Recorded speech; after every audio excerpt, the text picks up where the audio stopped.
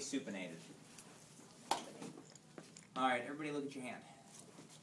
Look at where your thumb lies. It's not adducted straight over your radius. It's extended out a little bit, or flexed out a little bit at the CMC. This is going to be our starting point for flexion and extension at the CMC. So whereas for most joints, the starting position is a nice clean 0 degrees, that's not possible at the CMC. Instead, we start out with around 30 degrees of extension. I see some people who that makes sense to, and other faces that doesn't make any sense. Our thumb, the first metacarpal, does not lie vertically. It's off to the side. So we're not starting off in this perfect 0 degree position. We're starting out already slightly extended. You guys with me? Mm-hmm. That is our 0 position. That's the neutral position of the thumb, and that's where we're going to measure everything else from. So with CMC flexion and extension and abduction, it's going to be important that you measure your patient's starting position and remember it or document it so that we have a starting point. What are my landmarks for CMC flexion? Anterior radius styloid head. Good. Styloid? First metacarpal. Palmar aspect of thumb CMC. Flexion? I have 2 of my landmarks. I have palmar aspect of thumb CMC. I have the first metacarpal. Where's my stationary arm go? Anterior radius. Anterior midline of? First First minute.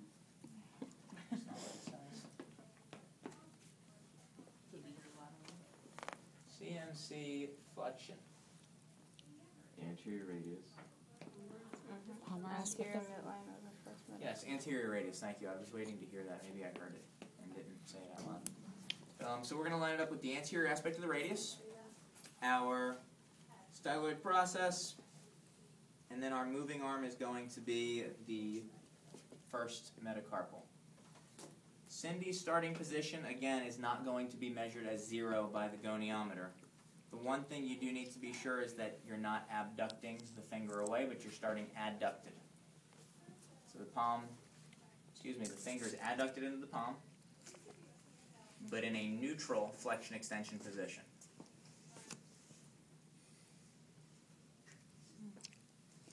Does that mean the thumb is pushed towards the Thumb is not pushed anywhere, it's just adducted into the palm. Okay. Where it lies in this flexion extension plane is its resting position, and that's the neutral we're going to use. Okay. We're going to start by measuring that position. And for Cindy, that's right at 30 degrees. So, CMC flexion, we're coming down into the palm of the hand. You have any symptoms with that? We have a firm end feel there at the end. I can push her a little more if I want, but it springs back pretty quickly. And it's tough to estimate the degrees here. We probably have about 30 degrees, maybe 40. Take her back to the beginning. We are going to add that to our starting point of 30. Or subtract it from our starting point of 30, depending on whether we're going into flexion or extension. So we started out 30 degrees this way. I think I went about 30 or 40 degrees the other direction. Stabilize the carpals, stabilize the distal radius and ulna to prevent any wrist motion. Any symptoms with that? Take your patient to his or her end range. Hold that stabilization as best as you can. Realign your goniometer.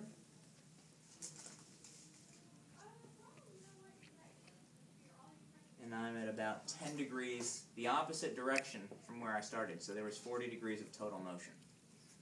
You guys with me? Started at 30, ended at negative 10, 40 degrees of total motion of CMC flexion. So how would you rank it? 0-40 CMC flexion. Right CMC flexion. Make sure you do know how to document each of these. This will be on your practical next week. Extension is virtually identical. We use the same landmarks, the same starting position. So we're already starting in that 30-degree position. We take our patient through his or her full range of motion.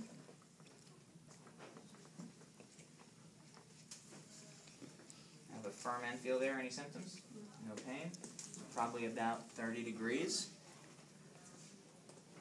So we started at 30 degrees. I think she has about 30 more degrees. Again, take our patient through that full range of motion. Stabilize.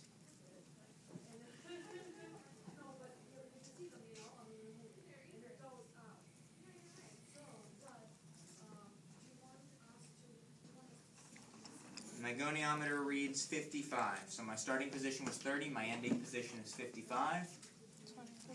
0-25 degrees right CMC extension. So again, flexion and extension, it's crucial that you record your starting position. Semi-pronate the hand into this neutral position and we can do CMC abduction. We're going to start with the thumb adducted to neutral. So we're not trying to stack the thumb on top of the second ray.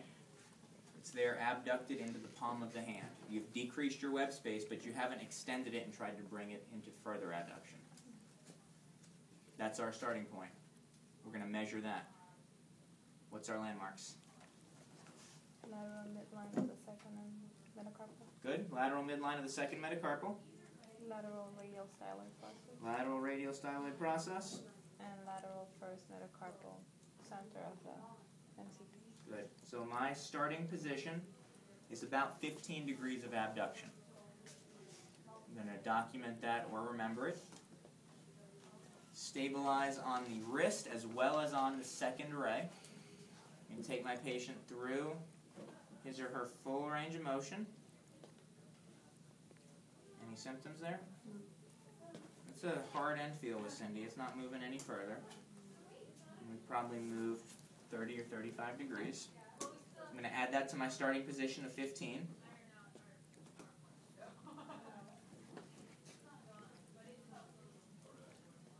Take her through that full range of motion again. Any symptoms? No.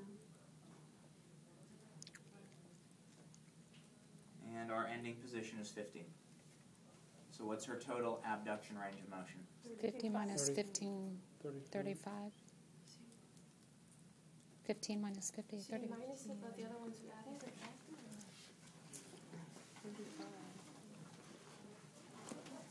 This one, we subtract. Yes is the short answer. But I want to explain why. If we start out here, say with 15 degrees of motion, and we add 30 to it, so this is our ending position. I subtract my start from my ending position because I was on the same side of the goniometer.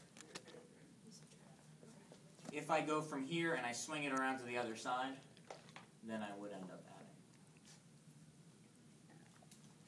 So for that last one, what was my total number? 35. 35 degrees, so 0-35 degrees, right CMC abduction. You'll notice your study guide says the average is 70 degrees. A couple people in the first lab said, how is that possible? Your book talks about how AAOS found that number, and they don't use the same testing method on this, so they have a different value. Know that 70 is still the average, because AAOS is the accepted documentation, but that's why their numbers are different than yours. Nobody in here will have 70. So CMC flexion, extension, abduction. Go for it.